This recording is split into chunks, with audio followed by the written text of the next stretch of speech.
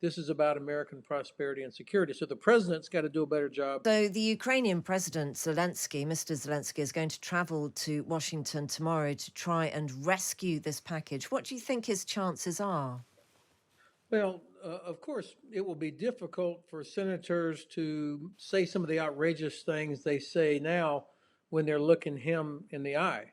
And he explains what happens to the money, the equipment that is provided. There is accountability and why it's so vital. But the real burden should not be on President Zelensky. The burden is on my president and those other leaders who know that it is in America's best strategic interest that Ukraine is successful.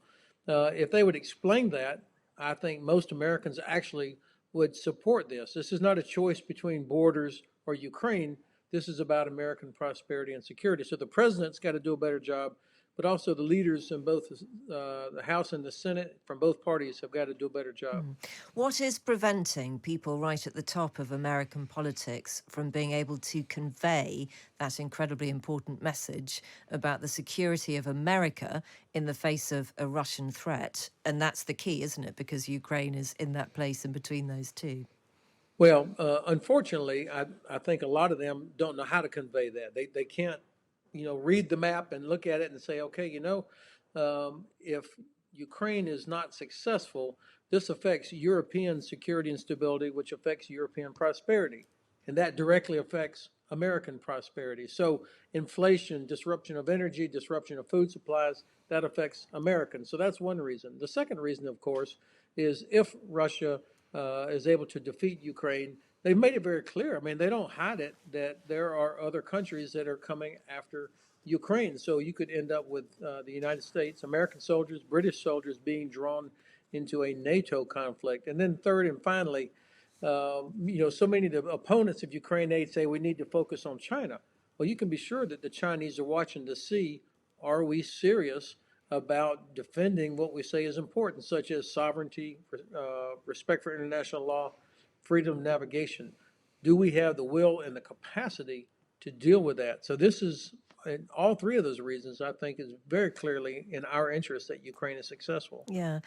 So I think watching from this side of the pond, we can see what happened with the Republican message from Donald Trump of Make America Great Again, that isolationist viewpoint, the closing down of an interest in the outside world.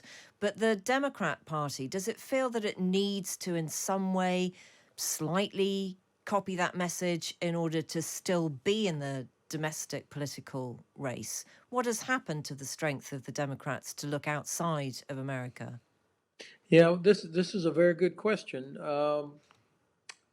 Actually, the economic situation in the United States is better now than it's been in a long time. Prices are coming down. Unemployment is below 4%. I mean, there's a lot of good news out there, but it's not.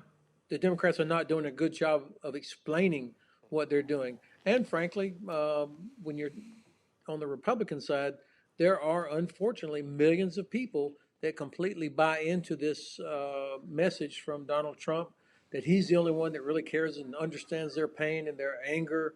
And of course, we have a part of our society is always isolationist, and he's tapped into that. So the Democrats have got to go after this 5 or 6 or 7% of the population that realizes that Trump is not worthy of being our president. He's got an awful lot of legal problems ahead of him